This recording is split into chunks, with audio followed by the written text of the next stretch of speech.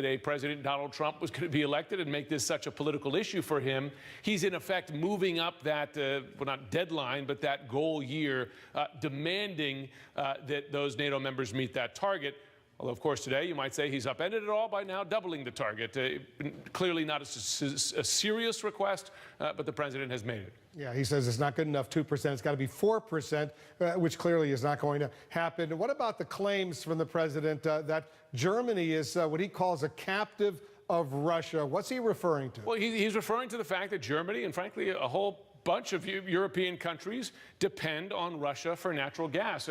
Germany, in its case, gets about a third of its natural gas from Russia, another third from Norway, a little less than a third from Netherlands. If you look at the rest of Europe, it's not that far out of whack. I mean, after all, Europe is close to Russia. Russia produces a lot of natural gas. The whole European Union, a little more than a third. Again, Norway, and some from across the Mediterranean and Algeria. Big driving factor here is cost. These countries, after Russia invaded Ukraine, they said, listen, we're going to buy less Russian gas. We want to be less dependent on it. But the fact is that the price of Russian gas has gone down. They've been buying more of it. And a lot of that is an economic factor. I will say this. U.S. natural gas producers, they are desperate to sell U.S. natural gas to Europe. They would love to. The trouble is, there's no pipeline from here to there, so you have to liquefy it, take it across in big ships. That costs a lot of money. They just can't compete with the cheap gas coming across the border from Russia. Good point, Jim Sciutto. Thank you for that explanation. The German Chancellor, Angela Merkel, diplomatically pushed back on President Trump's disparaging remarks about NATO, reminding him of how the U.S. benefits from the alliance. Germany has to thank NATO for a lot, for German reunification and for the unification of Europe. That has a lot to do with NATO. But Germany also does a lot for NATO. We are the second largest donor of troops. We put most of our military abilities into the service of NATO, and we are strongly committed in Afghanistan, where we also defend the interests of the United States of America. Let's go to our chief international anchor, Christiana Amanpour. She's joining us right now. Christiana, the president has continually criticized NATO allies for not paying what he calls would be their fair share. So why are his remarks today surprising? He's been saying very similar things, not just for a few years, but for the past few decades. Well, look, that's right. He has been saying that. It doesn't make it any less surprising when he says it as president of the United States into the face of his allies there. It's more, to be honest with you, the remarks he made about Angela Merkel and Germany itself, which was the other thing. You know, the apples and oranges. We've got apples, which is the NATO budget, and oranges, which is the pipeline. Calling Germany a captive and controlled by Russia. I mean, it is completely unprecedented language. It is the most undiplomatic language to talk to an ally. You know, Angela Merkel, who grew up in Soviet-dominated East Europe, captive of the Soviet Union, of Russia. And of course, this pipeline, according to the Russian Foreign Ministry, has nothing to do with the government. It is a commercial enterprise. And this is what the German defense minister told me about. Of course, this pipeline started some 15 years ago, way before there were any NATO targets as there are right now. Listen to what she told me.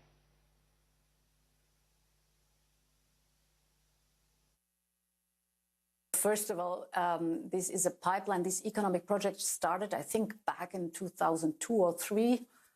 So way before Russia changed its behavior in 2014. We have a very diverse mix of energy supply. So the president hasn't to be worried that there's any kind of dependency.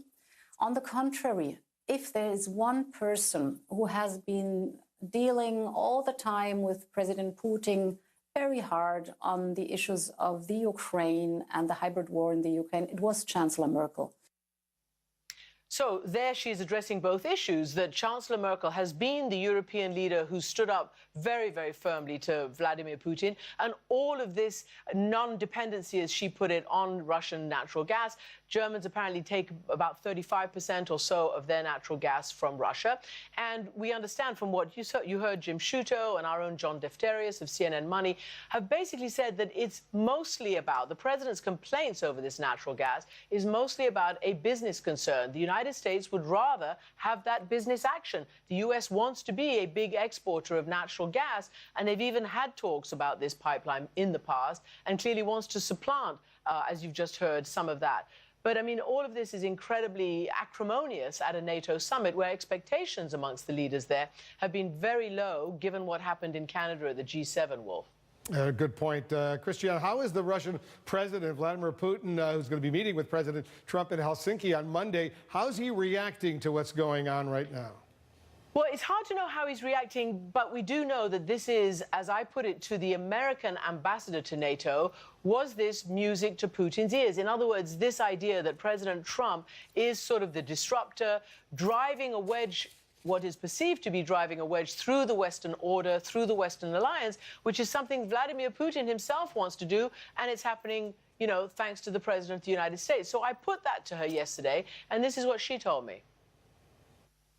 I think the discord is music to Putin's ears, but I do think that coming from this summit, which is allied, is strong, and is going to increase our deterrent capabilities, that is going to, I think, put President Trump in a very strong position with President Putin. And I think he will be tough with President Putin.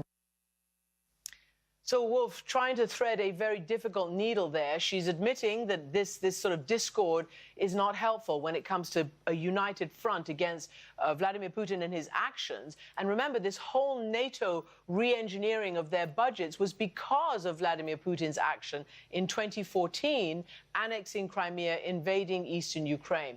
But she, you know, diplomatically tries to say that all of this bluster by President Trump is a strategy with which to go into the meeting with Putin from a position of strength. Christiane Amanpour, thank you very much. And we're showing our viewers some live pictures now from Brussels. The president and other members of the delegation, they're going to be arriving for this big dinner tonight. We're going to have live coverage of the photo opportunity. There you see the president and the first lady walking over. Let's just listen in for a moment here if they say anything.